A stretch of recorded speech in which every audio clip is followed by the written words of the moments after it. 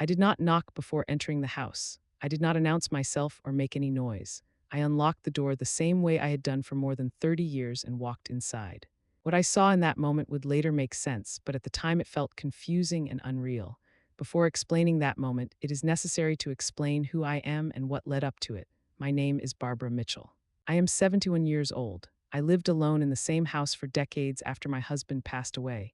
It was not a large or fancy place, but it was paid off, well maintained, and full of memories. Every corner of it held a part of my life, my marriage, and my children's upbringing. This story is about what happened when I trusted my children during a medical emergency. In early March, I was scheduled for gallbladder surgery. The doctors told me it was a routine procedure. They explained that I would likely be in the hospital for 2 days and would need about a week at home to recover. I had no reason to doubt them. I had gone through medical procedures before and recovered without complications. My daughter Jessica and my son Brandon both offered to help while I was in the hospital. They said they would take care of the house, collect my mail, water the plants, and make sure nothing was left unattended. They already had spare keys, which I had given them years earlier for emergencies. At that time, nothing about their offer seemed suspicious. They were my children, and helping a parent during surgery is something most families consider normal. I thanked them and accepted their help without hesitation. The surgery took place on a Tuesday morning. I remember being nervous before being taken into the operating room, but the hospital staff was calm and reassuring. When I woke up later that day, I was groggy, uncomfortable, and disoriented, but the nurses told me the procedure had gone well. That evening, once I was more alert, I sent a short message to both Jessica and Brandon to let them know I was okay. Jessica responded with a brief message expressing relief. Brandon replied that everything was handled at home and that I should focus on resting. The next day passed slowly. Hospital time moves differently. Meals were served at odd hours, nurses came in regularly to check vital signs, and the television played quietly in the background. I spent most of the day drifting in and out of sleep. A longtime friend of mine, Dorothy, visited in the afternoon. She brought flowers and sat with me for a while. We talked about ordinary things, including how hospitals always seem the same no matter how updated they try to appear.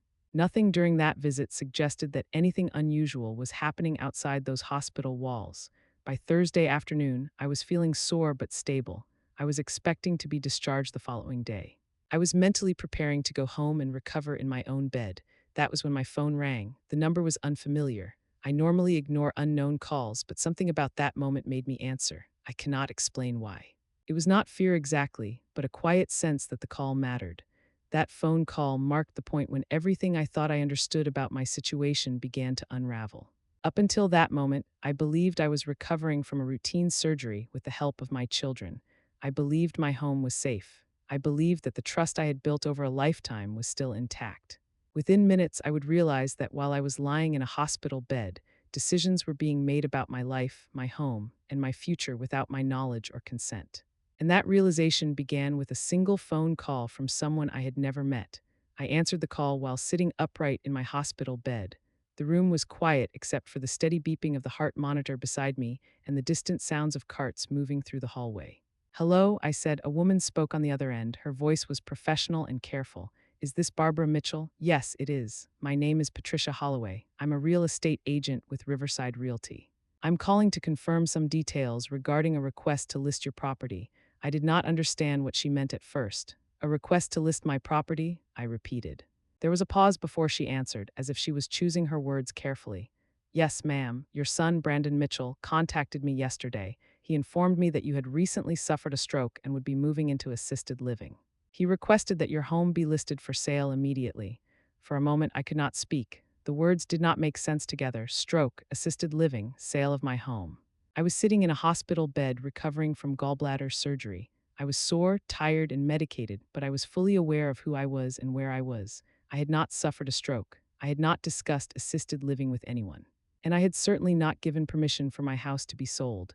"I'm sorry," I said slowly. "That information is incorrect. I did not have a stroke. I am in the hospital for gallbladder surgery. And I have not authorized anyone to sell my house." The line was silent for a few seconds. When she spoke again, her tone had changed. "Mrs. Mitchell, that's what I was afraid of." She explained that Brandon had sent her a document claiming to be a power of attorney. According to the document, he and my daughter Jessica had full legal authority to act on my behalf regarding my property and finances. As she spoke, I felt my chest tighten.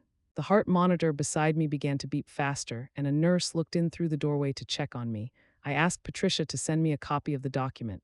Yes, she said, but I need to be honest with you. The document does not appear legitimate. She explained that she had been working in real estate for more than 2 decades and had seen many power of attorney forms over the years. This one raised concerns almost immediately. There were spelling errors, the formatting was inconsistent, there was no proper notarization. The signatures did not align correctly with the rest of the document. She also explained that the timing was unusual. If a legitimate power of attorney existed, it would not typically appear suddenly during a medical emergency without prior records or verification. That was why she had decided to call me directly instead of proceeding. As I listened, my hands were shaking. I felt a combination of shock, confusion, and disbelief. I had trusted my children completely. I had never imagined they would claim I was incapacitated while I was still fully conscious and capable of making my own decisions. Then Patricia said something that made everything worse. Your daughter Jessica called me this morning, she said. She asked if we could schedule an open house for this weekend. I closed my eyes. Both of them were involved. This was not a misunderstanding or a mistake made by one person. They were working together. While I was lying in a hospital bed recovering from surgery, my children were telling strangers that I was mentally unfit and arranging to sell my home. Tears ran down the sides of my face and soaked into the pillow beneath my head. I tried to stay quiet so the nurse would not hear me crying. I did not want to explain what I had just learned. Patricia lowered her voice. Mrs. Mitchell, if this document is forged, this is not just a family matter. This would be considered elder fraud. You may need to contact the police. I wiped my face and took a slow breath. Not yet, I said. I need time to think. She hesitated, then asked, do you have a plan? Yes, I replied, I do. We ended the call shortly after that. I set my phone down on the tray table beside the bed and stared at the ceiling. Everything I believed about my children, my safety, and my future had shifted in the span of one conversation. At that moment, I understood that what was happening was deliberate, it was organized, and it would not stop on its own. I knew that whatever I did next would determine whether I lost my home or exposed the truth. After ending the call, I remained still for several minutes. The hospital room felt smaller than it had before. The steady sounds of medical equipment continued around me, but my attention was no longer on my recovery. My focus had shifted entirely to what I had just learned and what it meant. I considered the options in front of me. I could confront my children immediately. I could demand explanations and hope they admitted to a mistake. But I understood that once they realized I knew what they were doing, they would change their behavior, destroy evidence, or deny everything. If I wanted the truth to come out, I could not alert them. Instead of stopping the process, I decided to allow it to continue under controlled circumstances. I called Patricia back. Proceed with the listing, I told her. Schedule the open house for Saturday. There was a brief pause on the line. You want to confirm what they're doing, she said. Yes, I replied. I want everything documented. She agreed to cooperate, provided that law enforcement was involved before anything progressed further. She assured me that no sale would proceed without my direct confirmation and identification. Her role would be limited to observing and recording what occurred. Once the call ended, I pressed the nurse call button and requested my discharge paperwork. The nurse reminded me that I was supposed to remain under observation until the following day. I told her I understood but needed to leave. After several conversations and additional forms, I was allowed to check myself out against medical advice. Physically, I did not feel ready to leave. Every movement caused discomfort. However, the sense of urgency overpowered the pain. I was no longer thinking like a patient. I was thinking like someone whose autonomy was being threatened. My first call after leaving the hospital was to my friend Dorothy. Can you pick me up tomorrow morning? I asked. I need to see a lawyer and then go to the police. She did not ask for details. She simply said yes and told me what time she would arrive. The next call was to my attorney, Robert Morrison. He had handled my husband's estate years earlier and was familiar with my wishes and legal decisions. Robert, I asked, have I ever signed a power of attorney giving my children control over my affairs? No, he answered without hesitation. You specifically chose not to. That confirmation removed any remaining doubt. There was no misunderstanding. There was no forgotten paperwork. The document my children had presented was fraudulent. The following morning, Dorothy drove me directly to Robert's office. He prepared sworn affidavits confirming my mental competence, ownership of the property, and the absence of any valid power of attorney. He also gathered copies of my property records and medical documentation confirming the nature of my surgery. With those documents in hand, we went to the police station. Initially, the desk officer treated the situation as a possible family disagreement. I remained calm and placed the paperwork in front of him. This is forgery, I said. This is fraud, this is elder abuse. That changed the tone of the conversation. A detective named Sarah Brennan reviewed the documents carefully. After reading through everything, she looked at me and nodded. This is criminal, she said. And allowing the open house to proceed may help establish intent. She explained that an officer would be present during the scheduled open house. They would observe, document, and intervene at the appropriate time.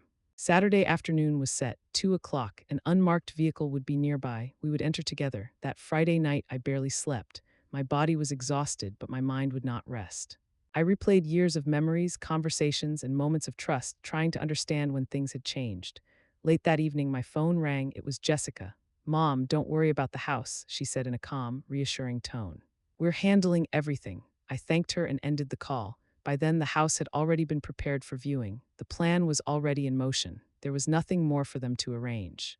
They did not know that the process they had set in motion would soon come to an end, or that the next time they stepped into that house, they would not be in control of what happened next. Seeing my house listed for sale was difficult to process. Seeing unfamiliar vehicles parked outside, it was something else entirely. The combination of those two things made the situation feel permanent, as though decisions had already been finalized without me. Saturday afternoon arrived sooner than I expected. I had not slept well the night before. My body was still recovering from surgery, and the emotional strain made everything heavier. The weather matched how I felt. The sky was gray, the air cold, and there was a sense of unease that followed me from the moment I stepped outside. Dorothy drove. I could not trust my hands to stay steady on the steering wheel. As we made the turn onto Maple Grove Drive, my heart began to race. Cars were lined along the curb near my house, not just one or two, but several. People were stepping out of them and walking toward my front door as if they had every right to be there. They moved casually, holding folders, phones, and coffee cups. To them, this was just another open house. At the edge of my lawn stood a large sign planted firmly into the grass. It displayed the words "Open House" in bold letters, along with the name of the real estate company. Seeing that sign made the situation real in a way nothing else had. My property was being advertised as if my life there was already over. Dorothy slowed the car. "Barbara," she said quietly, "are you all right?" I did not hesitate before answering. "No," I said.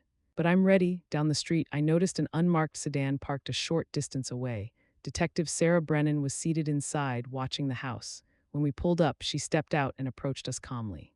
"Mrs. Mitchell," she said, "there are already potential buyers inside." I took a deep breath. Hearing that strangers were walking through my home felt intrusive, but it also confirmed that my children had followed through with their plan. "Let them see it," I said, "everything." Detective Brennan explained the plan one final time. She would enter first, identify herself, and ensure control of the situation. She instructed me to wait exactly 2 minutes before following her inside. This would allow her to clear the house of visitors safely and establish authority. I listened and nodded. My instinct was to avoid confrontation. I had always been that way, but the situation had reached a point where avoidance was no longer an option. That house was not just a structure, it represented decades of my life. It was where my husband and I built a family, celebrated milestones, endured losses, and created memories that could not be replaced. Every room held personal history. And now those rooms were being presented as commodities by the very people I had trusted most. Detective Brennan walked up the driveway and opened my front door. She did so confidently, as though she belonged there. Dorothy reached for my hand and held it tightly. "No matter what happens," she said, "you won't be alone." We waited. 2 minutes passed slowly. Each second felt stretched. I could hear faint movement inside the house, the sound of voices and footsteps that did not belong to me. When the time came, I stepped out of the car and walked toward the front door. My body ached, but I kept moving. I reached the entrance, placed my hand on the handle, and opened the door. That was the moment when the situation stopped being theoretical and became unavoidable. When I stepped into the house, the first thing I noticed was how unfamiliar it felt. The furniture was the same, the walls were the same, but the presence of strangers changed the atmosphere completely. My home no longer felt private. It felt staged, observed, evaluated. The living room was full. Several people stood scattered throughout the space, speaking in low voices as they examined details that had once been personal to me. A young couple stood near the fireplace, quietly discussing measurements. An older man ran his hand along the built-in shelves my husband had installed years ago. A woman near the window lifted her phone and took pictures of the crown molding, angling the camera as if she were documenting a product rather than someone's life. For them, this was a transaction. For me, it was something else entirely. Then I saw my children. Jessica and Brandon were standing near the center of the room. They were relaxed, confident, and engaged in conversation with the real estate agent. Their posture and expressions suggested they believed they were in control of the situation. They looked like people who thought everything was going according to plan. That changed the moment they saw me. Jessica's expression shifted first. The color drained from her face almost instantly. Her mouth opened slightly, but no sound came out at first. "Mom," she finally said, her voice thin and unsteady. Brandon turned at the sound of her voice. When he saw me, his reaction was slower but just as telling. His eyes widened, his jaw dropped. "You're supposed to be in the hospital," he said. The room went quiet. Conversation stopped mid-sentence. Several people looked back and forth between us, trying to understand what was happening. I did not raise my voice. I did not move toward them. I simply stood where I was and spoke evenly. "I'm home." That was when Detective Brennan stepped forward. She held up her badge so it was clearly visible. "Everyone who is not immediate family or the listing agent needs to leave the house immediately," she said. "This is now a police matter." Her tone was calm but firm. There was no room for debate. The reaction was immediate. People began moving quickly toward the door. Some grabbed their coats.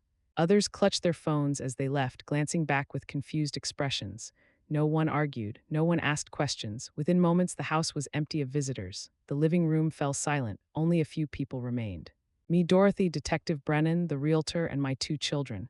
Brandon was the first to speak. "This is ridiculous," he said sharply. "Mom, tell them this is a misunderstanding." I looked directly at him. "The only misunderstanding," I said, "is you believing I wouldn't find out." Jessica stepped closer, her hands shaking. "We were trying to help you," she said. I did not interrupt her. I wanted her to hear herself. "Help me how?" I asked. "By telling people I had a stroke." She looked away. Detective Brennan moved forward slightly. "You will explain," she said, "why a forged power of attorney was provided to a licensed real estate agent. You will explain why your mother was described as mentally incapacitated, and you will explain why you attempted to sell property that does not belong to you." Neither of them answered. The silence was heavy. It was no longer the silence of shock. It was the silence of realization, the kind that comes when people understand that explanations will not fix what they have done. Jessica's breathing became uneven. She pressed her lips together as if trying to hold something back. Brandon crossed his arms, attempting to appear composed, but his posture betrayed him. The confidence he had displayed earlier was gone. He was no longer speaking like someone in charge. He was reacting like someone cornered. I looked around the room one last time. The furniture was still mine. The walls still held my memories, but something had shifted permanently. The trust that once lived there was gone. That was when Jessica finally broke the silence. Jessica was the first to speak after the silence settled over the room. Her shoulders slumped, and the confidence she had walked in with was completely gone. When she opened her mouth, her voice was uneven and strained. "We needed the money," she said. "That's the truth." Hearing those words caused a physical reaction I was not prepared for. My chest tightened, and for a moment I felt lightheaded. Out of everything I had imagined they might say, hearing such a direct admission felt heavier than denial ever could have. Jessica continued speaking, her words coming faster now, as if she had reached a point where stopping no longer mattered. She explained that her husband had lost his job months earlier. Bills had piled up, credit cards were maxed out, tuition payments were overdue. According to her, they were running out of options. Brandon stepped in before I could respond. "This house is worth a lot of money," he said. "You're living here alone. It didn't make sense for it to just sit here while everyone else is struggling." I looked at him carefully. He was not angry. He was not apologetic. He was explaining his reasoning as though it were logical and justified. "You decided that taking it was reasonable?" I asked quietly. Brandon shrugged. "We were going to make sure you were taken care of," he said. "A good facility. Somewhere clean, somewhere safe." I did not respond immediately. I needed to understand the full extent of what they had planned. "How much of the sale," I asked, "was actually meant for me?" Neither of them answered. That silence told me everything. Detective Brennan did not hesitate. "You provided a forged legal document," she said. "You misrepresented your mother's medical condition. You attempted to sell property you do not own. These are criminal acts." Jessica's eyes filled with tears. "Criminal," she whispered. "You mean prison?" She turned toward me quickly, panic replacing calculation. "Mom, please," she said. "Think about the kids, your grandkids. They need their parents." I recognized that moment for what it was. It was not remorse, it was fear of consequences. The concern was no longer about what they had done to me, but about what might happen to them. "You did not think about me," I said calmly. "You did not think about what this would do to me when you planned it." Brandon folded his arms tightly across his chest. "No jury is going to put us away," he said. We're family, Detective Brennan corrected him immediately. Premeditated fraud does not stop being fraud because of family ties, she said. The evidence speaks for itself. She instructed them to step away from me and place their hands where she could see them. They complied without resistance. As they were escorted out of the house, Jessica turned back one last time. I love you, she said. I looked at her and answered honestly. I loved you enough to trust you with my house keys, I said. You loved me enough to try to take my home. Her expression changed. She looked as though she wanted to respond, but no words came. Then they were gone. The house was quiet again, but it no longer felt the same. What had been exposed could not be undone. Whatever happened next would not be easy, and it would not be quick. What followed at the police station, in the legal system, and in my own decisions about my future forced me to confront realities I never expected to face involving my own children. That part of the story came next. Nothing truly prepares a person for watching their own children sit on the opposite side of the law. No amount of mental preparation, no matter how logical the situation may seem, can remove the weight of that experience. The police station was quiet when we arrived, not the kind of quiet that feels peaceful, but the kind that feels heavy. The walls were plain, the lighting was harsh, every sound echoed slightly, making the space feel more exposed than it actually was. Jessica sat hunched forward in her chair. Her makeup was smeared from crying, dark streaks running down her face. Her hands trembled as she clasped them together in her lap. She looked smaller than I remembered, as though the situation had stripped away whatever confidence she had brought with her earlier that day. Brandon sat several feet away. His posture was rigid. His jaw was clenched so tightly that the muscles in his face stood out. He stared straight ahead, avoiding eye contact with anyone. He looked angry, not remorseful. It was the kind of anger that seems rooted in denial, as if staying angry might somehow reverse what was happening. Detective Brennan escorted me into a separate room first. She asked me to recount everything in detail, not just the open house, but the entire sequence of events that led up to it. I explained the surgery, the timeline, the phone call from the real estate agent, and the discovery of the forged power of attorney. I described my physical condition at the time and confirmed that I had never authorized any sale of my property or granted legal authority to my children. She listened carefully and took notes as I spoke. At times, she asked for clarification or additional detail. Her questions were thorough but respectful. I did not cry while giving my statement. That surprised me. I had cried earlier when the betrayal first became clear. By the time I was sitting in that interview room, the tears were gone. What remained was a hollow feeling, as though something important had been removed and could not be replaced. After my statement was complete, Detective Brennan informed me that Jessica and Brandon would be interviewed separately. They were placed in different rooms and questioned independently. That separation mattered. When people share a lie, it can hold together as long as they reinforce it for one another. When they are alone, those same lies often unravel. Jessica admitted fairly quickly that they were under financial pressure. She described mounting debt, missed payments, and a growing sense of panic. She claimed that the situation had escalated faster than she expected, and that desperation had influenced her judgment. Brandon's account was different. He framed the situation as an attempt to help me transition into a different living arrangement. He spoke in abstract terms, avoiding specifics. He described the sale as practical and necessary rather than opportunistic. He avoided acknowledging the deception involved. When investigators compared their statements, the inconsistencies were obvious. The power of attorney document was examined next. Detective Brennan later informed me that the document had been downloaded from an online template. It had not been prepared by an attorney. It had not been notarized properly. The signature attributed to me did not match any verified examples of my handwriting. The signature, according to the investigation, had been written by Brandon. When Detective Brennan told me that, something inside me shifted. It was not anger, it was not sadness, it was clarity. Up until that point, a part of me had still been searching for some explanation that softened the reality, some misunderstanding, some miscommunication. Something that made this less deliberate. That explanation no longer existed. These were not confused children acting impulsively. They were adults who had made a calculated decision and taken concrete steps to carry it out. Later that evening, after the statements were completed and procedures explained, my youngest son, Michael, called me from Seattle. He had already been informed that something serious had happened, but he did not yet know the details. "Mom," he said quietly, "what's going on?" I told him everything, slowly, carefully. There was a long pause after I finished speaking. "If you needed money," he said finally, his voice breaking, "I would have helped." "You know that, right?" I did know. That was what hurt the most. The realization that there were honest alternatives, that help was available, that this situation did not need to happen at all. When the call ended, I sat alone for a while. The events of the day replayed in my mind, but without the emotional chaos that had filled earlier moments. What remained was understanding. The situation was no longer about betrayal alone. It was about accountability, boundaries, and what came next. The courtroom did not feel dramatic or intense in the way people often imagine. It felt controlled, procedural, and emotionally distant. There were no raised voices or visible displays of outrage. Everything followed a structured order, and that structure made the situation feel more final than emotional reactions ever could. 3 months passed between the events at the house and the court date. During that time, the legal process moved steadily forward. Documents were reviewed, statements were finalized, and evidence was organized. I met with my attorney several times to understand what would happen and what my role would be.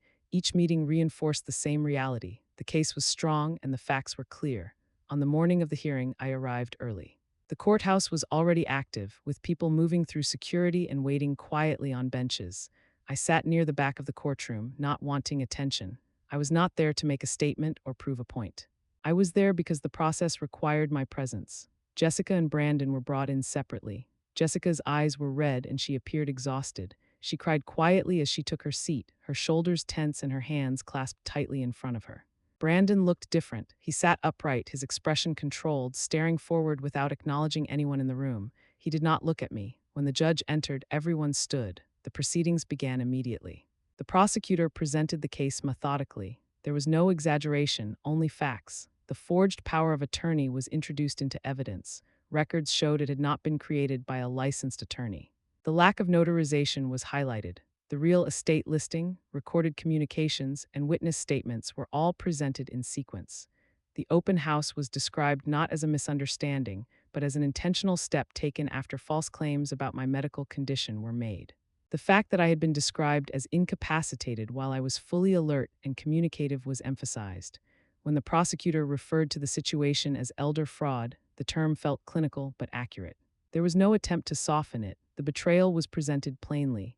Jessica's attorney spoke next. He emphasized her financial stress, her emotional state, and her lack of prior criminal history. He acknowledged wrongdoing but framed it as a lapse in judgment under pressure. Brandon's attorney focused on intent. He argued that Brandon believed he was acting in my best interest, even if his actions were misguided. The argument was delivered carefully, but it did not change the documented facts. At no point did either defense dispute that the document was forged or that the listing had been unauthorized. Eventually, a plea agreement was presented to the court. Both Jessica and Brandon accepted it.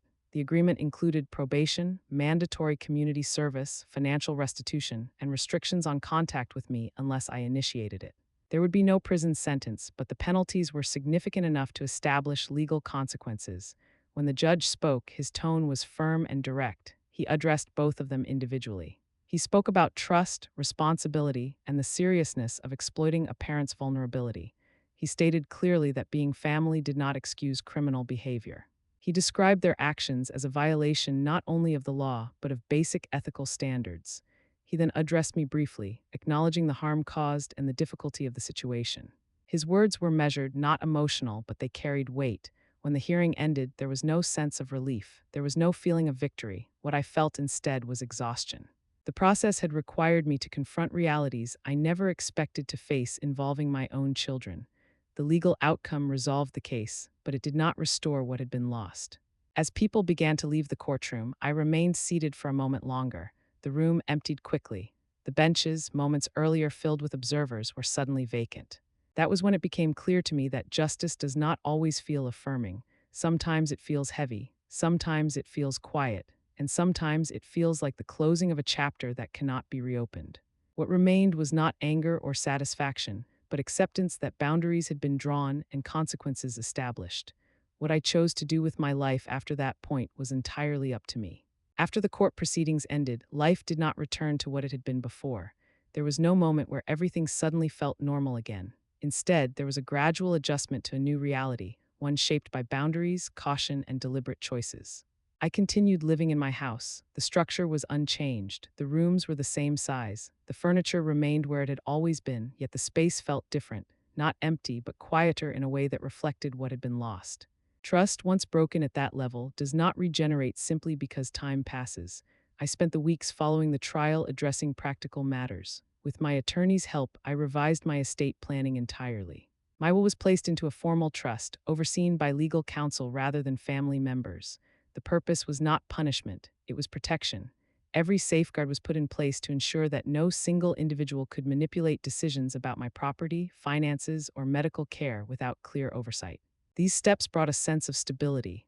Knowing that everything was documented, reviewed, and protected allowed me to focus on living rather than worrying about what might happen next.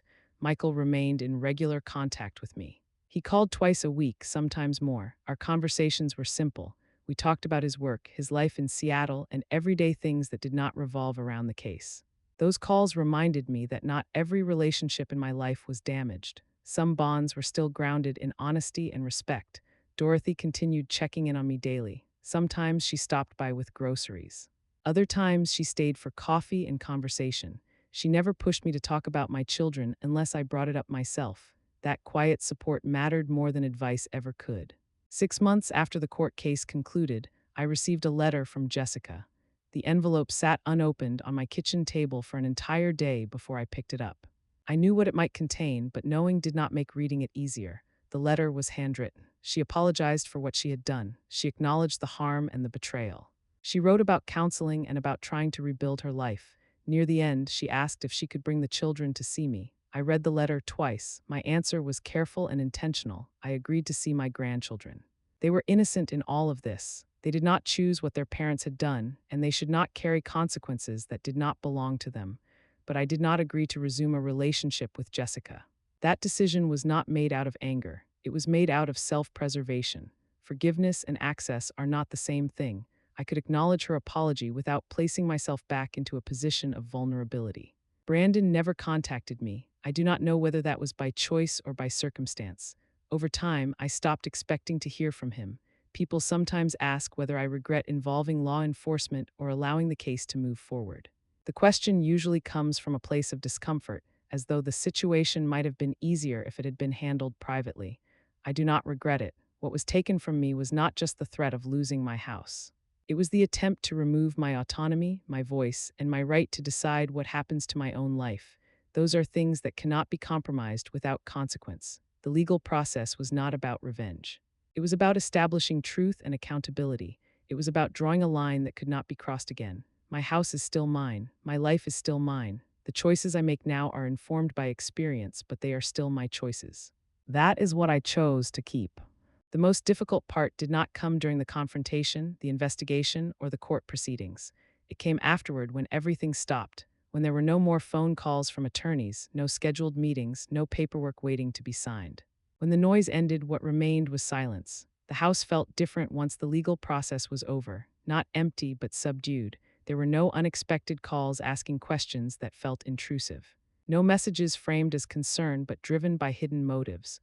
No one checking in under the guise of helping while quietly trying to steer decisions. For the first time in months, no one was attempting to manage my life for me. That change was noticeable immediately. One morning, I woke up without feeling the familiar tension in my chest. I made coffee and sat at my kitchen table, looking out the same window I had looked through for years. The view had not changed. The street was quiet. The trees stood the same way they always had. But I understood that I was not the same person sitting there. Experiences like that do not pass through a person without leaving marks. They alter how trust feels. They change how safety is defined. They force a reevaluation of assumptions that once felt permanent. I found myself revisiting memories without intending to. Birthdays that once felt warm now carried an aftertaste of uncertainty. Holiday gatherings replayed differently in my mind. Laughter that once seemed uncomplicated now felt layered with questions I had never thought to ask at the time. Those memories existed alongside another image that would not leave me, the open house sign in my yard. The contrast between those two realities was difficult to reconcile. On one hand, years of family life built on shared history. On the other, a clear and deliberate attempt to remove me from my own home without my consent. People often imagine betrayal as loud. They expect shouting, confrontation, dramatic fallout. But that was not how it unfolded for me. The most unsettling part was how quietly it settled in. There was no single explosive moment when everything broke. Instead, the understanding arrived gradually and then stayed. It settled into daily life in subtle ways. I noticed it when I hesitated before answering the phone, when I reread messages more carefully, When I realized that trust, once automatic, now required verification, that shift was exhausting. I had always believed that family disagreements resolved themselves through conversation and time. That assumption no longer applied. What happened was not a misunderstanding or a disagreement. It was a calculated decision that required planning, coordination, and deception. Accepting that truth meant letting go of a version of my life I had believed in for decades. The quiet that followed was not peaceful at first. It was reflective. It forced me to sit with what had happened without distraction. Without the urgency of legal action or the structure of scheduled steps, I was left to process it on my own terms. Over time, that silence became something else. It became space. Space to recognize that my autonomy had been threatened but not taken. Space to understand that protecting myself was not an act of cruelty, but an act of responsibility. Space to acknowledge that love does not excuse harm and shared history does not override consent. The absence of constant interference allowed me to reconnect with routines that had been disrupted. Simple things, gardening, reading. Sitting quietly without feeling watched or evaluated. Those moments reminded me that my life still belonged to me. The quiet was not the end of the story, it was the beginning of a different phase of it. One where decisions were slower, boundaries clearer, and trust more intentional. And that quiet, uncomfortable as it was at first, became the foundation for everything that came next. After the legal process ended and life settled into a quieter routine, something else began to happen. People started sharing their opinions. Some did it gently, others did it without thinking. Most of them believed they were being helpful. Very few of them understood what they were actually saying. Comments came in different forms. Some were spoken directly to my face. Others were passed along through friends or relatives who meant well but did not know how to sit with discomfort. "They're still your children," people said, as if biology alone erased intent. Others tried to soften it in different ways. "They must have felt comfortable with you. You raised them well enough to trust you. I could never take my child to court no matter what." I listened at first. I nodded politely. I let people speak because I knew most of them were trying to make sense of something that made them uneasy. The idea that adult children could intentionally harm a parent challenges a belief many people rely on for emotional security. Eventually, I stopped listening. Not because I was angry, but because their interpretations did not match my lived experience. What happened was not about money. It was not about property. It was not about poor communication or family tension. It was about control. They decided that my independence was inconvenient, that my ability to make my own decisions was optional, that my consent was something that could be bypassed if it slowed them down. That is a line that cannot be uncrossed once it is crossed. Many people spoke about forgiveness as if it were a solution, as if forgiveness alone could restore safety. But forgiveness and access are not the same thing. Forgiveness can exist internally, quietly, without restoring proximity or authority to someone who has proven they cannot be trusted with it. Boundaries are not punishments. They are protections. That distinction matters more than most people realize. I did not step back from my children out of anger or spite. I stepped back because I understood something clearly for the first time. Continuing as before would place me at risk again, not just financially, but emotionally and legally. Some people interpreted my distance as coldness, others called it pride, a few suggested I was being dramatic. None of those labels fit. What they could not see was the constant internal calculation that follows betrayal, the mental effort required to evaluate every interaction, the exhaustion that comes from wondering whether concern is genuine or strategic. Living that way is not sustainable. I chose self-respect over appearances. I chose clarity over comfort. I chose to acknowledge what had happened rather than rewrite it into something easier to digest for others. That choice came with consequences. Some relationships shifted. A few people grew distant, uncomfortable with my unwillingness to minimize the situation. Others quietly expressed admiration, but admitted they were afraid to say so publicly.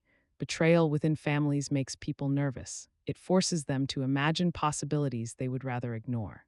I accepted that discomfort was part of the cost. What mattered more was the internal shift that took place. For the first time, I stopped measuring my decisions against other people's expectations. I stopped explaining myself. I stopped trying to make my boundaries palatable. I learned that clarity does not require consensus. The most difficult realization was that love, on its own, does not guarantee loyalty or protection. That belief is comforting, but it is not always true. Assuming it is can leave people vulnerable, especially as they age. Acknowledging that reality does not make someone cynical. It makes them prepared. I did not lose compassion. I did not become bitter. I became deliberate. I learned to separate who someone is to me emotionally from what they are allowed to influence in my life. That separation created stability. It allowed me to interact with the world without constantly defending my choices. People eventually stopped offering opinions. The story grew less interesting once it no longer fit into simple narratives about forgiveness or family unity. That was fine with me. What mattered was not how the situation looked from the outside, but how it felt to live safely and honestly within my own boundaries. And for the first time since everything happened, that felt possible again. There are things I wish I had understood earlier in life, not because I failed, but because no one teaches you to anticipate this kind of situation. People prepare you for illness, for loss, for grief. Very few prepare you for the possibility that the people closest to you might decide your independence is negotiable. What I want to be clear about now is not complicated, but it is important. If you are older or caring for someone who is, do not wait for a crisis to have difficult conversations. Medical emergencies create urgency, and urgency is where mistakes are made and rights are often ignored. Documents should be prepared when there is time to think clearly, ask questions, and choose carefully. Legal authority is not a formality, it is power, power over finances, housing, and medical decisions. That power should never be assigned casually or assumed to be safe simply because of family ties. Trust should be paired with structure. Love should be paired with safeguards. Having clear documentation is not a sign of distrust. It is a sign of self-respect. Choosing who has authority over your life is one of the most significant decisions you can make. It deserves the same level of care as choosing where you live or how you invest your savings. Once that authority is given improperly, taking it back can be difficult, painful, and costly. If you are younger, there is something else I want you to understand. Checking on your parents or grandparents is not about what they own or what they might leave behind. It is about who they are now, their routines, their independence, their sense of agency. Aging does not remove a person's right to decide how they live. Needing assistance does not equal surrendering control. When people begin to view someone else's life as inefficient, inconvenient, or overdue for change, that mindset can quietly turn harmful. It becomes easier to justify decisions made without consent. Easier to believe that outcomes matter more than process. That belief is dangerous. The fastest way to destroy trust is to convince yourself you are entitled to manage someone else's life because you believe you know better. Even when intentions are mixed with concern, crossing that line causes damage that cannot be undone with apologies alone. What I lost through this experience was not just trust in my children. I lost a version of motherhood that assumed love would always protect me. I lost the comfort of believing that shared history guaranteed mutual respect. What I kept mattered more. I kept my home. I kept my autonomy. I kept my ability to make decisions about my own life without interference. Those things are not abstract. They determine how a person lives day to day, whether they feel safe, whether they feel heard, whether they feel like a person rather than a problem to be solved. Telling this story was not easy. It required revisiting moments I would rather forget and accepting realities I never expected to face. But silence allows situations like this to remain invisible, and invisibility is where exploitation thrives. If even one person takes steps to protect themselves earlier or chooses to respect the independence of someone they care about more deeply, then sharing this experience has value. Dignity is not something that should diminish with age. Consent is not something that should be bypassed for convenience. And family, when it truly cares, does not need to take control in order to show it. That is what I want to be clear about. Healing did not look the way I expected it to. It did not arrive all at once, and it did not restore anything to the way it had been before. Instead, it required me to accept that normal was no longer something I could return to, only something I could redefine. Weeks passed after everything was resolved, then months. The legal case was finished, and from the outside, it likely appeared as though the hardest part was over. People assumed that once the court dates ended and the paperwork was finalized, life would simply move forward. In reality, healing did not follow a clear timeline.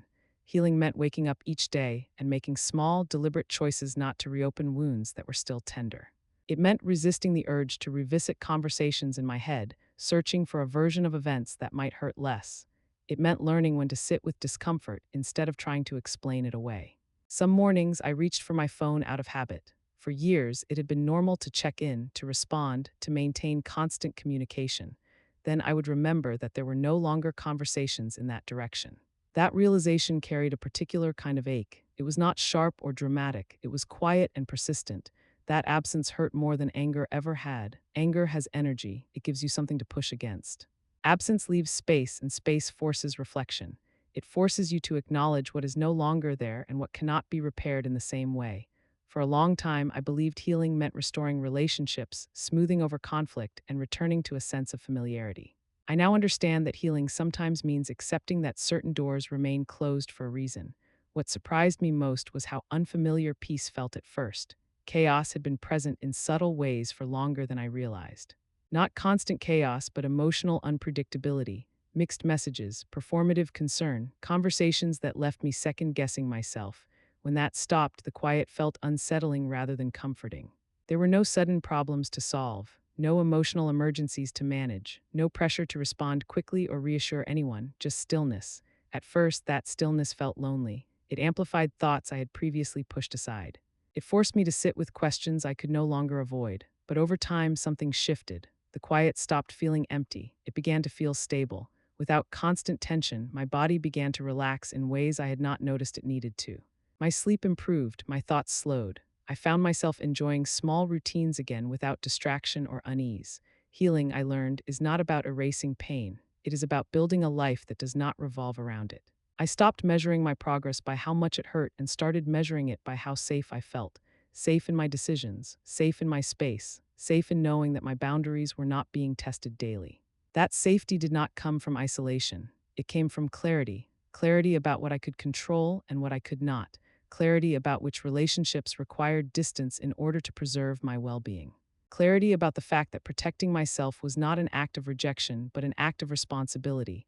There were moments when grief resurfaced unexpectedly. A memory, a date on the calendar, a familiar place. Healing did not remove those moments, but it changed how I responded to them. Instead of fighting the feeling or questioning my decisions, I allowed the emotion to pass without judgment. I learned that healing is not about pretending something did not happen. It is about refusing to let it define every moment that follows. The absence that once felt unbearable slowly became a form of peace. Not because I stopped caring, but because I stopped living in reaction to harm. That was the beginning of something steadier. Not a return to the past, but a movement forward into a life shaped by intention rather than obligation. For most of my life, I believed that being a good mother meant placing myself last. I believed that love was measured by how much I was willing to give up, how often I was willing to forgive, and how consistently I was willing to absorb discomfort so others could feel secure. That belief was reinforced over decades. Mothers are praised for endurance, for patience, for self-sacrifice that appears limitless. Rarely are they taught where devotion ends and self-erasure begins.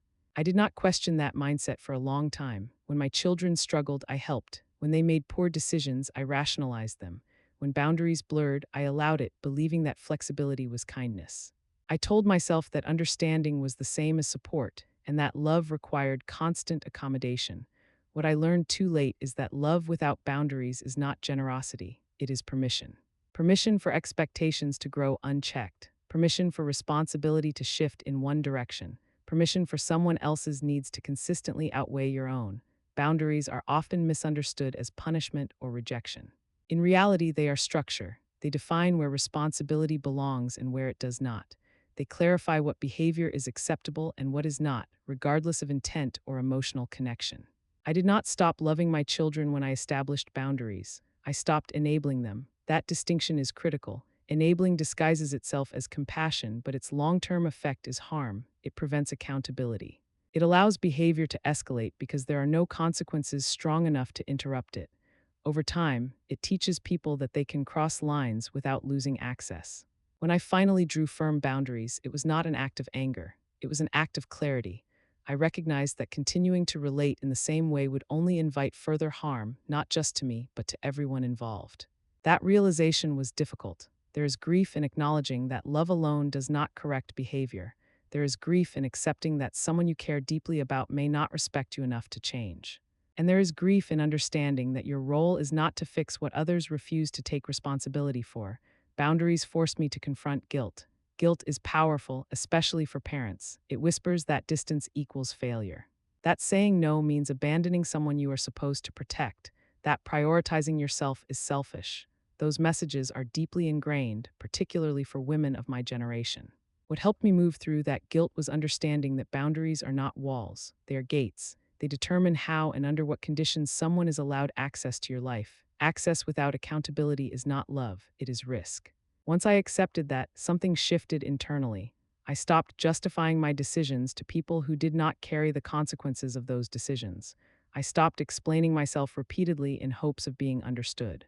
I learned that clarity does not require agreement. Setting boundaries did not harden me, it strengthened me. It allowed me to engage with the world without constant self doubt. It allowed me to trust my own judgment again. It allowed me to recognize warning signs earlier instead of dismissing them as overreactions.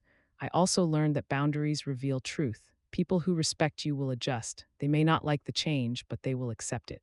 People who benefit from the absence of boundaries will resist, criticize, or attempt to undermine them. That reaction is information.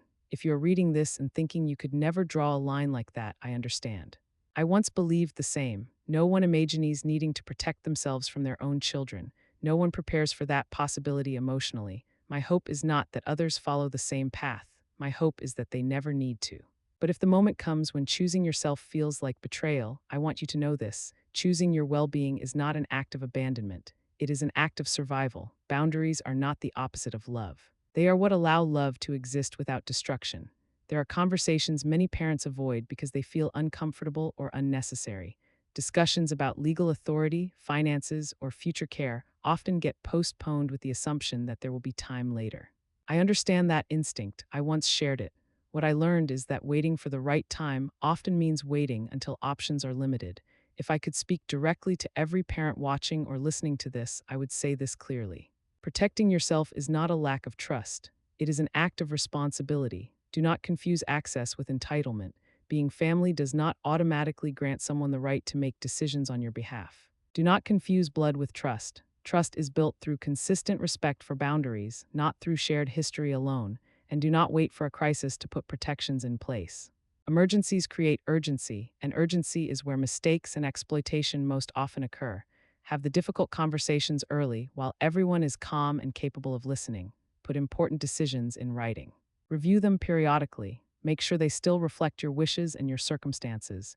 Choose who has authority carefully and understand exactly what that authority allows. Pay attention to your instincts. Discomfort is not always something to dismiss or rationalize away. When something feels off, it often is. You do not need proof to pause or ask questions. You only need to respect your own perception. Betrayal rarely announces itself loudly. It often arrives in familiar forms. It shows up as helpfulness, concern, and reassurance. It presents itself as efficiency or practicality. It becomes dangerous when it removes your voice from decisions that directly affect your life. I did not become stronger because of what happened to me. Strength was not created by the experience, it was revealed through it. I discovered that I already had the capacity to protect myself, even when doing so felt painful and unfamiliar. I refused to surrender that capacity to anyone, even when doing so came at a personal cost. If there is one thing I hope others take from this, it is this: autonomy is not something you give up to prove love, consent is not something that disappears with age, and respect is not measured by intentions but by actions. Parents do not stop being people with rights, preferences, and agency. Those things deserve protection at every stage of life. What I chose in the end was not isolation or bitterness. I chose clarity. I chose safety. I chose to live in a way that honors my own voice. And that choice, while difficult, gave me something invaluable: the ability to move forward without fear of being erased from my own life. It took me a long time to understand that forgiveness and access are not the same thing. For years, I believed they were inseparable. That forgiving someone meant restoring the relationship to what it once was, reopening doors and resuming contact as if harm could be undone simply by deciding to let it go. That belief caused more damage than I realized. After everything that happened, many people encouraged me to forgive my children. They spoke as though forgiveness were a requirement for healing, as though my recovery depended on making things feel normal again. The message was often delivered gently, but the implication was clear. If I did not reconcile, I was holding on to bitterness. What they did not understand was that what they were asking for was not forgiveness. They were asking for comfort. Comfort for themselves, comfort for the idea that families always repair themselves if everyone just tries hard enough. Forgiveness, for me, became something very different. It was internal, quiet, personal. I chose to release the anger because carrying it was harming me. It affected my sleep. It colored my thoughts. It kept me anchored to the worst moments of what had happened. Letting go of that anger was not about excusing behavior or minimizing harm. It was about refusing to let those actions continue to control my emotional state. Forgiveness did not require forgetting. It did not require denying reality, and it certainly did not require restoring access to my life. Access is not a right, it is a privilege built on consistent respect. Once that respect is broken at a fundamental level, access must be reconsidered carefully. Trust is not restored by words alone.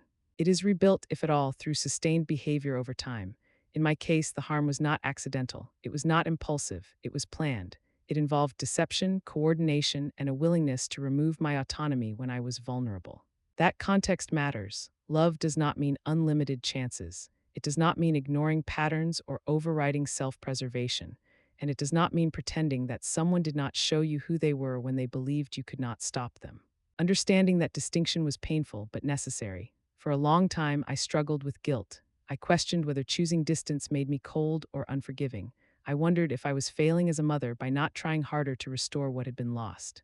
Those doubts surfaced most often during quiet moments when there was no distraction from reflection. What helped me move through that guilt was clarity. I reminded myself that forgiveness does not require proximity, that reconciliation is not automatic, that restoring access without evidence of change is not compassion, but risk. I also learned that many people conflate forgiveness with reconciliation because it makes difficult situations easier to categorize. If forgiveness automatically leads to restored relationships, then no one has to sit with the discomfort of permanent change. But life does not always offer that simplicity. Some actions alter relationships irreversibly. Accepting that truth does not mean living without compassion. It means acknowledging reality without distortion. I did not stop caring about my children. I stopped placing myself in positions where I had to question every interaction. I stopped reopening wounds in the hope that time alone would heal them. I stopped explaining my decisions to people who were not living with the consequences. Forgiveness allowed me to release resentment. Boundaries allowed me to live safely. Those two things worked together, not in opposition. What I gained through this understanding was not closure in the traditional sense. It was something steadier, a sense of internal alignment. My choices began to reflect my values rather than my fear of disappointing others. Forgiveness freed me emotionally. Distance protected me practically. Both were necessary. And learning to hold them separately was one of the most important lessons I took from everything that happened. Choosing distance was not a dramatic decision, and it was not made in a single moment. It was the result of many small realizations that accumulated over time, each one reinforcing the same conclusion. Remaining closely connected would continue to cost me more than it gave. Distance was not punishment. It was protection. I did not step back to make anyone feel guilty, nor did I do it to force reflection or remorse. I stepped back because staying engaged required a level of vigilance that was slowly wearing me down. Every interaction came with unspoken questions that never fully went away. Is this conversation honest? Is something being withheld? Is this concern genuine or is it strategic? Is this about me as a person or about what I represent materially? Living with those questions was exhausting. Even neutral conversations carried weight. I found myself analyzing tone, timing, and wording in ways I never had before. That constant monitoring drained energy I needed for healing and stability. Distance removed that burden. It allowed me to exist without second-guessing motives. It gave me space to think clearly without emotional interference. Most importantly, it restored a sense of safety I had not realized I was missing. Some people assumed that distance meant I had given up, that I was avoiding the problem instead of facing it. In reality, distance was the most honest response I could offer. It acknowledged that the relationship as it stood was no longer safe or healthy. I learned that maintaining connection at any cost is not loyalty. Sometimes it is self-neglect. When I stepped back, I paid attention to who respected that decision and who challenged it. That distinction was revealing. Michael stayed close. He never questioned my boundaries or tried to reinterpret them. He respected my pace and my choices without asking for explanations. Dorothy remained present in the same steady way she always had. She did not pressure me to reconcile or minimize what had happened. She simply supported me. Others did not respond the same way. Some pushed, some suggested compromise, some framed my boundaries as excessive or unforgiving. A few implied that I was making things harder than they needed to be. Those reactions told me everything I needed to know. People who respect you do not argue with the boundaries you set to protect yourself. They may not fully understand them, but they accept them. People who benefit from your lack of boundaries often resist them. That realization helped me let go of lingering doubt. Distance also gave me clarity about my own needs. Without constant emotional input from others, I was able to identify what actually brought me peace. I noticed how my body responded when I was not anticipating conflict or manipulation. I slept better. I felt calmer. I laughed more easily. The absence of tension became a form of information. It showed me that peace was not something I had to earn through endurance. It was something that emerged naturally when harmful dynamics were no longer present. I did not close the door out of resentment. I left it closed because reopening it without meaningful change would expose me to the same risks again.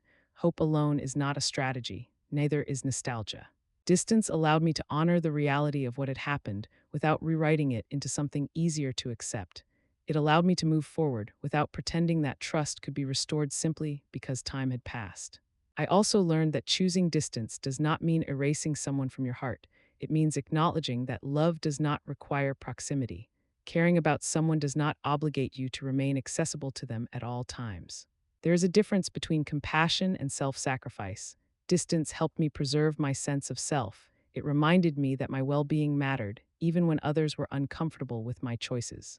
It gave me permission to prioritize peace over performance. In stepping back, I did not lose myself. I found myself again. That was worth protecting. For a long time, I believed that healing meant moving on. That phrase is used so casually, as if it describes a clean break from the past, a moment where something painful is left behind and no longer carried. I eventually understood that moving on was not an accurate description of what happens after betrayal. You do not move on from it, you move forward with it. What changes is not the memory, but the way you hold it. There are days when life feels uncomplicated again. Days when routines flow easily, conversations feel light, and the past does not press itself into the present. And then there are days when something small brings everything back without warning. A song playing in a store, a holiday approaching on the calendar, an old photograph found in a drawer. Those moments still come. They likely always will. The difference now is that I no longer try to rewrite the past to make it easier to live with. I no longer soften what happened in order to preserve an image of people who chose to harm me when they believed I was vulnerable. I remember clearly, not with bitterness, but with honesty. That clarity has become a form of protection. In the past, I excused behavior too quickly. I filled in gaps with generosity instead of asking hard questions. I told myself that love required flexibility, even when flexibility cost me my sense of safety. Those habits did not come from weakness, they came from trust, but trust without discernment leaves people exposed. What I carry forward now is not resentment, but wisdom. Wisdom recognizes patterns instead of dismissing them. Wisdom listens when something feels wrong. Wisdom understands that good intentions do not cancel harmful actions. Moving forward meant accepting that some relationships would always exist differently than I once imagined. That acceptance was not resignation, it was adjustment. It allowed me to build a future that did not depend on denial or false hope. I learned that remembering does not trap you in the past, avoiding the truth does. By allowing myself to remember accurately, I stopped repeating cycles that no longer served me. I stopped prioritizing comfort over clarity. I stopped sacrificing my own stability to preserve appearances. There is strength in refusing to minimize harm. That strength shows up quietly, in decisions made without apology, in boundaries maintained without explanation, in a life lived without constant self-questioning. I no longer measure progress by how little I think about what happened. I measure it by how confidently I live in spite of it. The past does not dictate my choices, but it informs them. It provides context without control. Sharing this story was not about exposure or validation. It was about naming something that often remains unspoken. Betrayal, especially within families, thrives in silence. It survives because people are encouraged to downplay it, excuse it, or absorb it quietly for the sake of harmony. I chose not to do that. If someone hears this story and decides to trust their instincts sooner or to protect their independence more deliberately, then something meaningful has come from it. If someone recognizes a situation they have been rationalizing and pauses long enough to reassess it, that matters. Moving forward does not mean forgetting. It means carrying the truth without letting it weigh you down. It means living with eyes open instead of closed for comfort, and it means choosing a future shaped by awareness rather than avoidance. That is how I moved forward, not untouched, not unchanged, but grounded in the truths and no longer afraid of it. For most of my adult life, I believed legacy was something tangible. I thought it was measured in assets, documents, and items passed down after death: the house, the savings account, family heirlooms carefully stored and eventually distributed. I believed legacy was what remained once you were gone. That belief shaped many of my decisions, even when I did not realize it. I worked hard to maintain my home. I was careful with my finances. I thought about fairness, about making sure my children would feel secure someday. I believed that providing materially was one of the ways I continued caring for them, even as they became adults. What I did not understand at the time was that legacy is not only about what you give, it is also about what you protect. When my children attempted to sell my house without my knowledge or consent, it forced me to confront that misunderstanding directly. Their actions were not just about money, they were about control. They were about deciding on my behalf when my independence should end and what my life should look like. In that moment, I realized something unsettling. If I did nothing, if I stayed silent or tried to smooth things over for the sake of peace, I would be allowing someone else to define the final chapter of my life. I was not prepared to do that. Legacy, I learned, is boundaries in action. It is the example you set when you refuse to be diminished, even when it would be easier to step aside. It is showing others, especially your children, that love does not grant ownership over another person's life. That age does not equal fragility. That care does not justify control. What my children attempted to do was not simply a transaction. It was an attempt to rewrite my ending without my consent. To decide that my role had shifted from person to problem, from decision maker to obstacle, I refused to accept that role. That refusal mattered more than any asset I might eventually leave behind. By standing my ground, I demonstrated something that cannot be inherited through paperwork. I demonstrated that autonomy does not expire. That respect is not something you age out of. That dignity is not negotiable, even within families. I did not make that choice to punish anyone. I made it to remain whole. In doing so, I also reshaped what legacy meant to me. It stopped being about distribution and started being about example, about what I modeled through my actions rather than what I promised through documents. I wanted my life to communicate that self-respect does not vanish with time, that protecting yourself is not selfish, that silence in the face of wrongdoing is not peace but erasure. If my children remember anything about this chapter, I hope it is not the conflict itself but the clarity of my response. I hope they understand that I did not act out of spite or bitterness.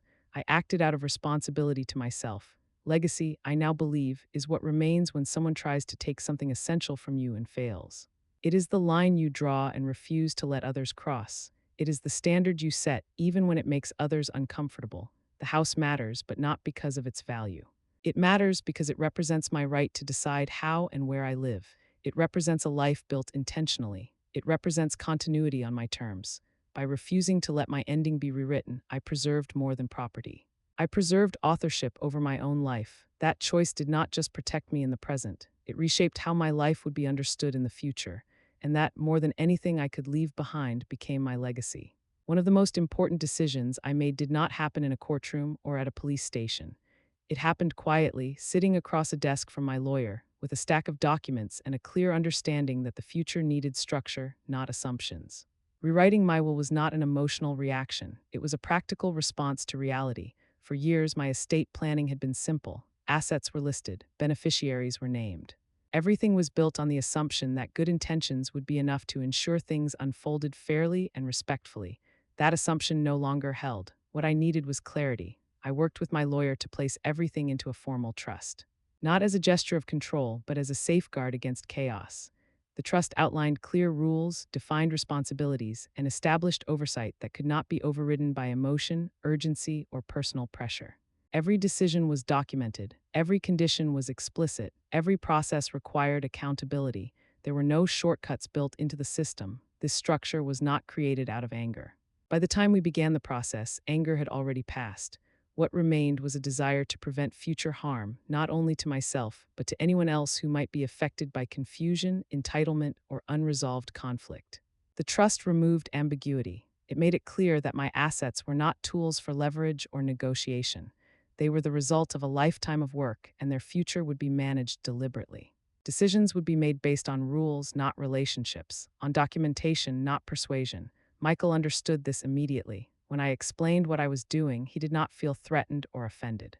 He did not interpret structure as distrust. He understood that clarity protects everyone involved. People with good intentions rarely fear transparency or boundaries. They recognize that systems exist to prevent misunderstandings, not to create them.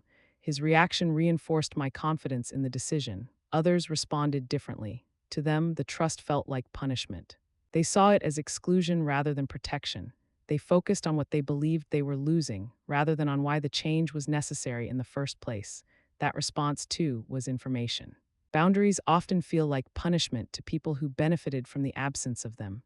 Structure feels restrictive to those who were comfortable operating without limits. Clarity feels threatening to anyone who relied on ambiguity. I did not argue with those reactions. I did not explain myself repeatedly or seek validation.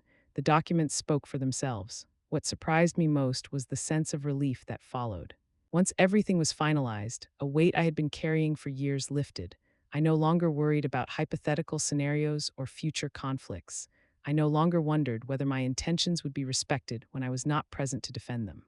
The plan existed independently of emotion. That independence mattered. It meant that no one could claim confusion, no one could claim urgency, no one could rewrite my wishes after the fact. The system was designed to function even if relationships remained strained or distant. Rewriting my will did not make me feel guarded. It made me feel free, free from the need to manage expectations, free from the fear of being misunderstood, free from the assumption that love alone would ensure fairness. I learned that planning is not pessimism, it is care applied responsibly.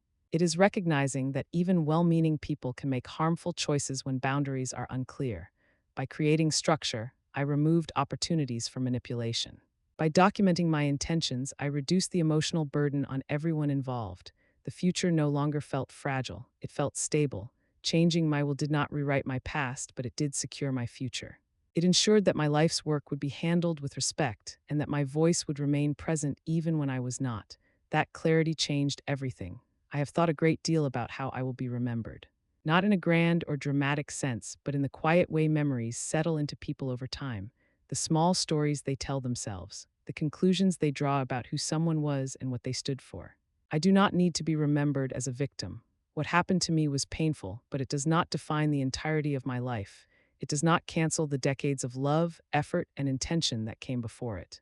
I refuse to let one chapter overshadow everything else I have lived. I want to be remembered as someone who stood her ground. I raised 3 children. I invested years of care, patience, and sacrifice into giving them stability and opportunity. I loved deeply and trusted fully because at the time that felt like the right way to live. I do not regret loving openly. I do not regret trusting when there was no reason not to. What I do not regret most is what I did when that trust was broken. When I realized that my autonomy was being treated as disposable, I did not retreat. I did not minimize what was happening to keep the peace. I did not accept a smaller version of myself to make others more comfortable. I protected myself. That choice was not loud. It was not performative. It did not come with declarations or ultimatums. It came through decisions made carefully and consistently. Decisions that prioritized safety, clarity, and self-respect over fear of judgment. Standing my ground did not mean hardening my heart. It meant strengthening my spine. I want to be remembered as someone who understood that dignity does not fade with age. That independence is not something you surrender because others find it inconvenient. That being a parent does not require becoming powerless in your later years. If my story becomes a lesson for anyone, I hope it is this: you are allowed to choose yourself at any stage of life. Self-preservation is not selfish.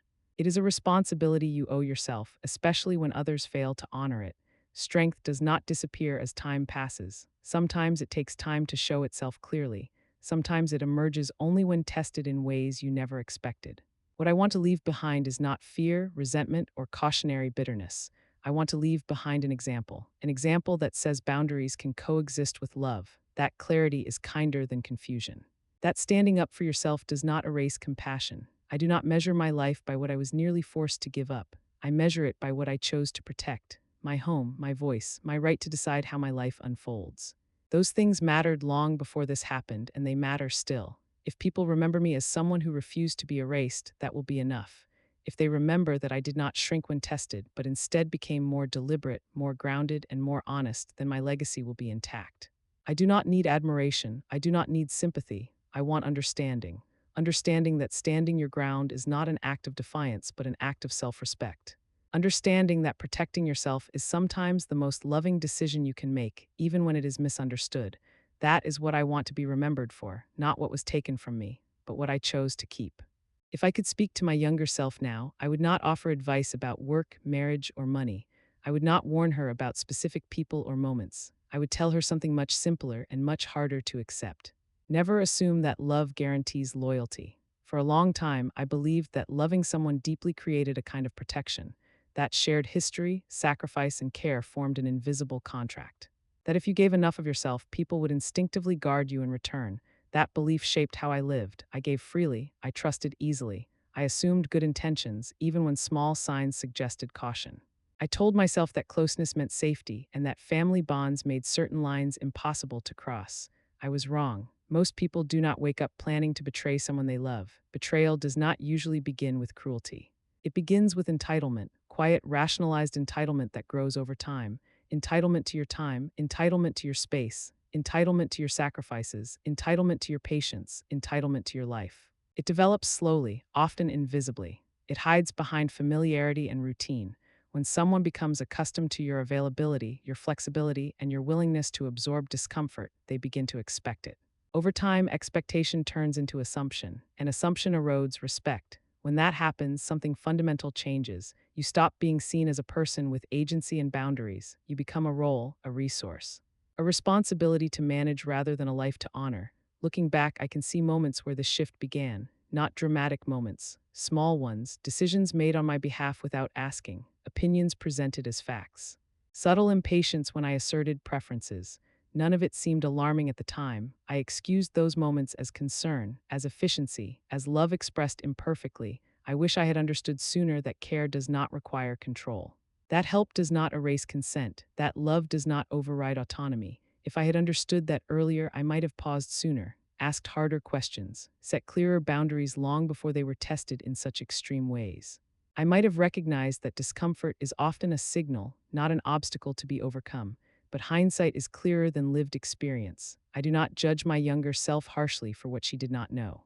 She acted based on what she had been taught. She believed in family. She believed in loyalty. She believed that love naturally carried accountability with it. Those beliefs were not foolish. They were human.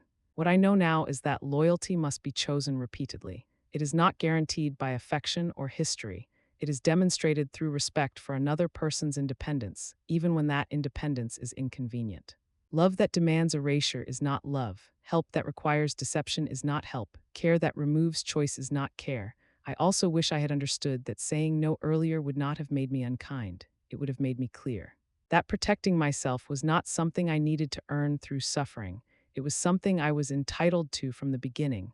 Understanding this later in life was painful, but it was also liberating. It allowed me to separate compassion from compliance, to see generosity without self-neglect, to recognize that boundaries are not walls, but definitions of where responsibility lies. If I could tell my younger self anything, it would be this: your worth is not measured by how much you tolerate, your love does not obligate you to disappear, and your life does not belong to anyone simply because you gave them your heart. Learning that lesson later than I wish does not make it less true, it simply makes it harder earned, and it is a truth I carry forward now, not with bitterness, but with awareness. Awareness that allows me to live fully present, grounded in reality, and no longer confused about what love should never require. There are moments when a story feels uncomfortable not because it is dramatic, but because it feels familiar. If any part of this experience resonates too closely, that reaction is worth paying attention to. Familiarity is often the first signal that something needs examination. This part is not advice in the sense of instruction. It is perspective shaped by experience, offered without urgency or expectation. If you are older or moving into a stage of life where independence may one day require support, understand this clearly. Protecting yourself early is not pessimism, it is preparation. Paperwork is not just administration, it is authority made visible. Clear documentation does not create distance, it creates safety. Legal clarity ensures that decisions reflect your wishes rather than someone else's interpretation of them. It removes ambiguity that can be exploited in moments of stress or crisis. It preserves your voice when circumstances make speaking more difficult. Taking these steps while you are healthy and clear-minded is one of the most practical forms of self-respect. If you are younger, especially if you are helping or supporting someone older, examine your intentions honestly. True support does not require secrecy. It does not require deception, coercion, or control. If help involves lying, forging documents, or overriding someone's stated wishes, it is no longer help. It is harm, regardless of how it is justified internally. Support means collaboration. It means listening even when the answer is not what you want to hear. It means accepting that efficiency does not outrank consent. The moment someone's autonomy becomes an inconvenience, the line has already been crossed. If you are in the middle caring for aging parents or relatives, this may be the most difficult position of all. The The responsibility can be heavy. The decisions are rarely simple, but one principle must remain non-negotiable. Support is partnership, not authority. Partnership requires transparency. It requires patience. It requires acknowledging that even when someone needs help, they remain the central decision maker in their own life. When control replaces partnership, trust erodes quickly and repair becomes difficult or impossible. Crossing that line often feels justified in the moment. It can feel necessary. But consequences do not disappear simply because intentions felt reasonable at the time. Once autonomy is violated, the relationship changes permanently. What I hope people understand is that these situations do not begin with extreme actions. They begin with small assumptions, with the belief that I know better, with impatience framed as practicality, with decisions made quickly because slowing down feels inconvenient. Awareness interrupts that pattern. Asking, "Am I helping or am I deciding?" can change outcomes. Asking, "Have I been invited into this role or did I assume it?" can prevent harm. Asking, "Would I accept this if our roles were reversed?" can restore perspective. None of this is about perfection. It is about accountability. Independence does not vanish because someone grows older. It adapts. Respect adapts with it. Care that preserves dignity strengthens relationships. Care that overrides it weakens them beyond repair. If this story encourages even one person to slow down, to ask permission instead of assuming it, or to document intentions clearly before crisis forces decisions, then something meaningful has been shared. Not as warning born of fear, but as perspective earned through experience. And that perspective matters most before something irreversible happens. This story does not end with reconciliation, and it does not end with dramatic closure. It ends with truth and with a life that continues on its own terms. I still live in my house. I wake up when I choose to. I decide how my days are structured. I make plans based on what I want and what I am capable of, not on what others think would be more convenient. Those facts may sound ordinary, but they carry weight when you have nearly lost the right to them. What changed most was not my circumstances, but my understanding of myself. I lost illusions. I lost assumptions I once held without question. I lost relationships I believed were permanent simply because they had always existed. Those losses were real and they were painful. I do not minimize them or pretend they did not matter, but I did not lose myself. That distinction is important. For a long time, I believed that preserving peace required compromise at any cost. That being loving meant being flexible even when flexibility caused harm. That enduring discomfort was simply part of caring deeply for others. Those beliefs were not born out of weakness, they were born out of hope. What I learned is that hope without boundaries becomes vulnerability, and vulnerability, when exploited, leaves lasting damage. The truth I now live with is steadier than the comfort I once relied on. It is not soft, but it is solid. It allows me to stand in my life without constantly scanning for threats or second-guessing my decisions. It allows me to trust myself again. There are moments when grief still surfaces. A memory catches me off guard. A familiar date passes quietly. A photograph reminds me of a version of life that no longer exists. Those moments do not mean I made the wrong choices. They mean I am human. I no longer confuse grief with regret.